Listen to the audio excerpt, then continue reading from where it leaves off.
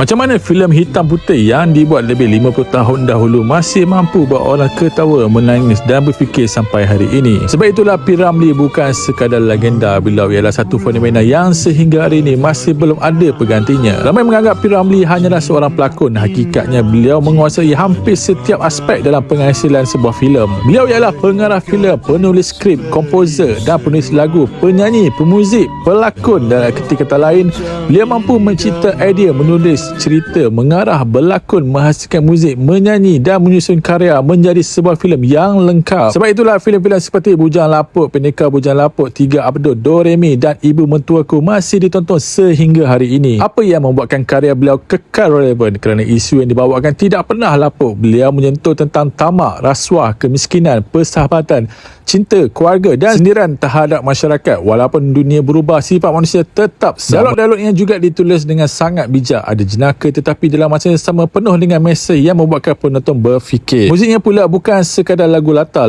Lagu seperti Getaran Jiwa dan Di Mana Ku Cari Ganti masih dimainkan sehingga kini kerana melodinya malah segar dengan liriknya menyentuh hati. Sehingga hari ini ramai artis Malaysia sangat cemerlang dalam bidang-bidang masing-masing. Ada yang hebat sebagai pelakon, ada yang terkenal sebagai penyanyi, pengarah, komposer ataupun penulis lagu. Namun dari sudut penguasaan semua cabang utama ini sekaligus berlakon, mengarah filem, menulis skrip, mengubah lagu, menyanyi dan menjadi pemuzik, P. Ramlee masih dianggap sebagai tokoh yang paling lengkap dalam sejarah industri hiburan Malaysia.